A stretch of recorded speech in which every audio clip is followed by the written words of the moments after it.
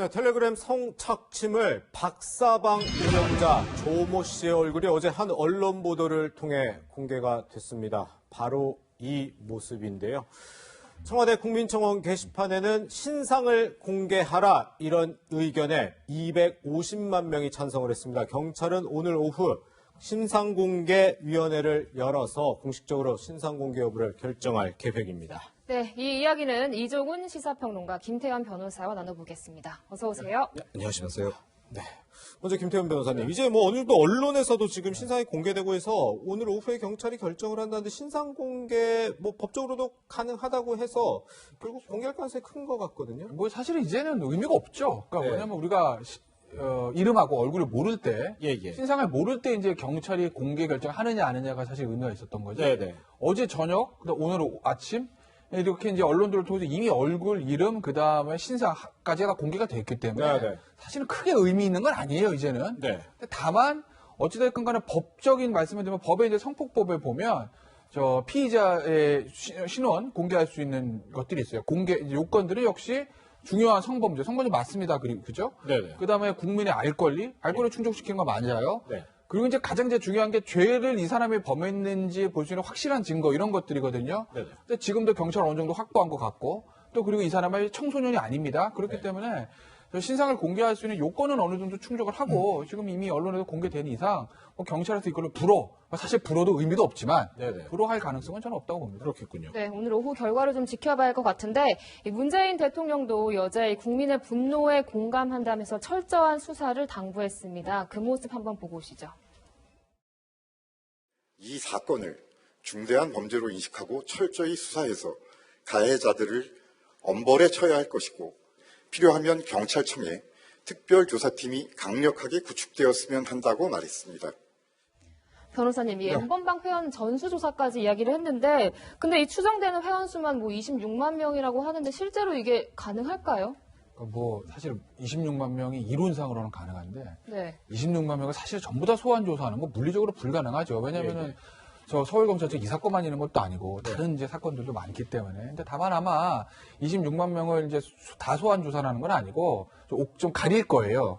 그러니 예를 들면 이제 그 메신저 창을 대화 내용을 만약 확보를 했다고 하면 적극적으로 영상을 요구한 사람, 네. 그리고 그게 아니라 그냥 받아서 보기만 한 사람, 그리고 방도 예를 들면 뭐 20만 원부터 120만 원짜리까지 방이 여러 종류가 있다고 하지 않습니까? 네네. 그럼 그 방에 들어가는 입장료의 수준에 따라서 제공된 영상물의 어떤 수위도 달라질 것이거든요. 네네. 아마 그렇게 해서 좀 죄직이 가장 높다는 사람들 정도를 위주로 해서 아마 소환 조사나 이렇게 하지 26만 명을 전부 다 이제 소환 조사는 사실 물리적으로 좀 불가능하죠. 네.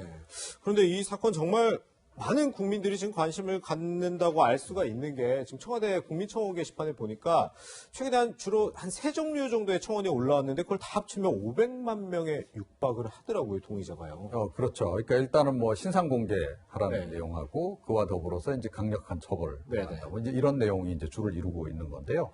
그러니까 이게 좀 상당히 죄질이 좀 나쁜 그런 범죄잖아요. 그렇죠. 이번에 뭐 사실 입에 담기도 좀 민망할 정도의 네네. 그런 이제 범죄 행위들이 있었던 것이고 청소년 대상으로 또 더욱이 이제 그런 것들이 있어서 상당히 이제 국민적인 이제 공분을 지금 사고 있는 그런 사안인 거죠. 자, 당연히 이제 국민들이 관심이 높을 수밖에 없는 거고. 그런데 국민들이 최근에 이 문제에 대해서 더욱 좀 분노하는 또 다른 지점은 뭐냐면요. 네. 정부나 이 수사당국의 대응이 너무 늦었다는 거예요. 네. 이미 2018년 정도부터 이 문제가 제기가 되기 시작했고 지난해에도 여러 차례 보도가 나오고 그랬는데도 사실은 이 경찰이 그렇게 적극적으로 움직이지 않았단 말이에요. 네. 그러다가 최근 들어서 몇몇 이제 언론에서 이제 집중적으로 조명하고 시작하니까 이제서야 이제 수사에 나서고 이제 이런 부분에 이제 전개가 되다 보니까 예. 이런 부분에 대해서도 국민들이 지금 상당히 좀 분노를 하고 있는 그런 상황인 겁니다. 네. 이렇게 철저한 수사 이야기가 나오면서 그런데 일각에서는 SNS 탈퇴하면은 수사에서 좀 선상에서 배제될 수 있다 이런 얘기도 있는 것 같아요. 그러니까 지금 뭐 국제 공조 수사도 필요할 텐데 사실 이 메신저 본사 소재지도 지금 모른다면서요. 근데 그게 이제 뭐냐면 뭐 메신저 탈퇴했다고 해서 예전에 했던 뭐 죄가 없어지는 건 아니에요. 네.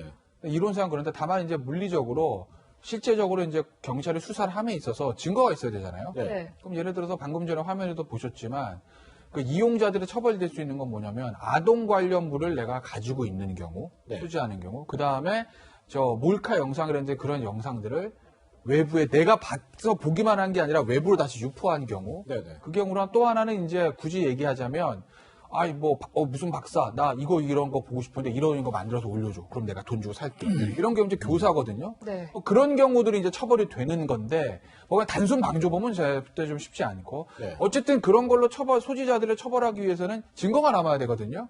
근데 모르겠어요. 저 텔레그램이라는 메신저들이 저게 이제 지우면은 복원이 좀 쉽지 않다. 뭐 보안성이 높다. 예. 그래서 이제 예전에 무슨 사건이 있을 때마다 텔레그램 많이 나오지 않습니까? 네네. 그리고 역시 본사도 우리나라에 있는 게 아니고 그래서 현실적으로 저 사이버 수사대에서 저 이용자를 저걸 다 지웠을 때 그리고 이제 박사라는 사람이 예를 들어 본인의 휴대전화에 남아있는 걸 다 지웠다고 가정을 하고 말씀드리면 네. 그걸 복원해서 실제로 이용한 사람들 중에서 몇몇 사람을 처벌할 수 있는지 그건 사실 좀 의문이에요. 네. 기술상 네. 가능할지는. 네.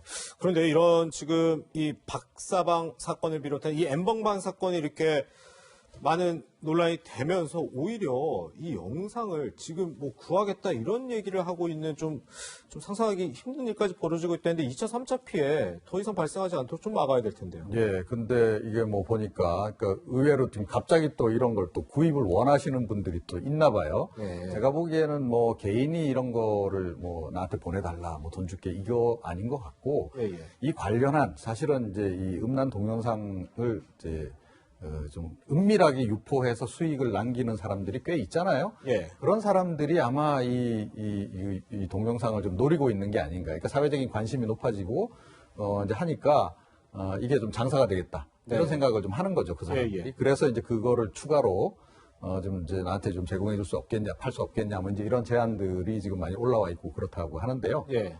이 사람들도 사실은 뭐 또 다른 범죄를 네.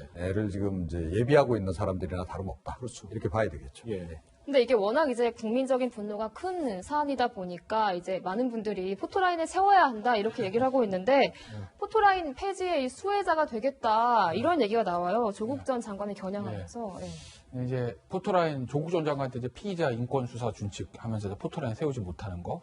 그러면서 이제 조국 전 장관이 일가가 첫 수혜를 본 거 아니냐라는 이제 야권의 비판이 있었고. 네네. 그래서 그거에 빗대서 아니 조 전 장관이 만든 그 포토라인 그것 때문에 이 사람 포토라인 안 세우는 거 아니야? 그럼 우리 이 사람 얼굴 못 보는 거 아니야? 이제 비판들이 야권 쪽에서 나와요.